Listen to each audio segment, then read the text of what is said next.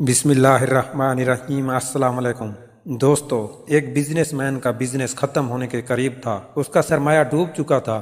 اس کو سمجھ نہیں آ رہی تھی کہ وہ اس کرش سے کیسے نکلے، اپنے بزنس کو دوبارہ کیسے کھڑا کرے۔ ایک دن اسی پریشانی اور سوچ میں گم وہ ایک پارک میں بیٹھا ہوا تھا کہ ایک بوڑھا آدمی اس کے پاس آیا اور اس کی پریشانی کی وجہ پوچھی۔ اس بزنس مین نے اپنی ساری کہانی بتا دی۔ بوڑھا آدمی یہ سن کر مسکرایا اور بولا، شاید میں تمہاری کوئی مدد کر سکوں۔ یہ کہہ کر اس نے اپنی جیب سے چیک بک نکالی اور 5 کروڑ کا چیک لکھ کر بزنس مین کے ہاتھ میں تھما دیا۔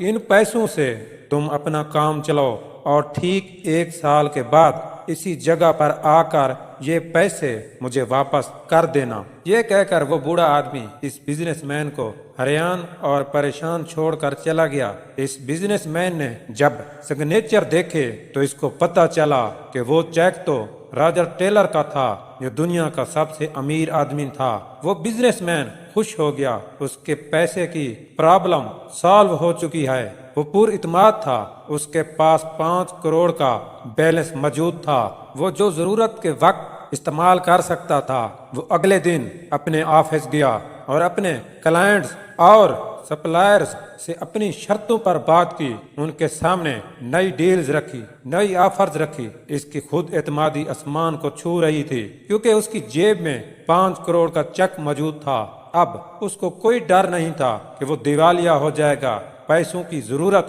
پڑے گی تو کہاں سے لائے گا؟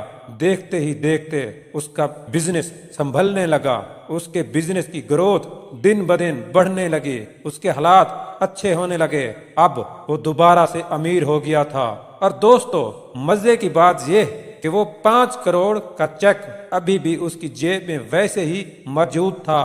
اس کے استعمال کی نوبت ہی نہیں آئی تھی۔ ٹھیک 1 سال کے بعد اس پارک میں دوبارہ موجود تھا۔ اس کی نظریں اس بوڑھے آدمی کو ڈھونڈ رہی تھی، جو بالآخر اسے ایک بینچ پر بیٹھا ہوا نظر آ ہی گیا۔ وہ بزنس مین اس کے پاس جا کر اپنی بات کرنے ہی لگا تھا کہ ایک نوجوان لڑکی تیز تیز قدموں سے چلتی ہوئی ان کے پاس آئی۔ وہ بھی شاید اس بوڑھے آدمی کو ہی ڈھونڈ رہی تھی۔ پاس آ کر وہ اس بزنس مین سے بولی، معاف کیجیے گا، انہوں نے آپ کو پریشان تو نہیں کیا؟ یہ اکثر بغیر بتائے گھر سے نکل آتے ہیں اور خود کو راجر ٹیلر سمجھنے لگتے ہیں۔ وہ بزنس مین یہ بات سن کر حیران رہ گیا۔ وہ بے یقینی سے ہاتھ میں پکڑے اس 5 کروڑ کے جعلی چیک کو دیکھ رہا تھا، جو فیک تھا، جس نے اس کے بزنس کو دوبارہ اپنے پاؤں پر کھڑا کر دیا تھا۔ تب اس بزنس مین کو احساس ہوا کہ جب وہ ٹوٹ چکا تھا، جب اسے خود پر یقین نہیں رہا تھا، اسے لگ رہا تھا کہ اب وہ کچھ نہیں کر سکتا، تو اس چیک نے اس کا اپنی ذات پر یقین واپس دلایا تھا۔ اس کو ایک نیا جذبہ دیا تھا، ایک نیا جوش اور ولولہ دیا تھا۔ اس کو اپنی ذات پر اعتماد دیا تھا، اور اس کو جتنی بھی کامیابی ملی تھی وہ اس کے خود اعتمادی سے کیے گئے فیصلوں کی وجہ سے ملی تھی۔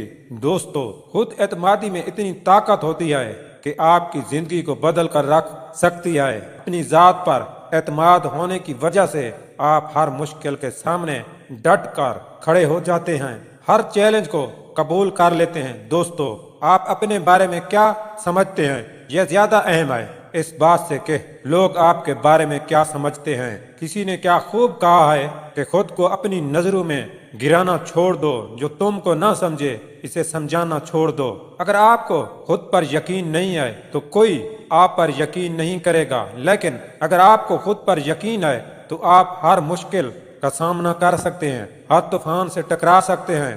آپ کا یقین آپ کی طاقت بن جائے گا، اور آپ کی وہ طاقت آپ کے لیے کامیابی کے دروازے کھول دے گی۔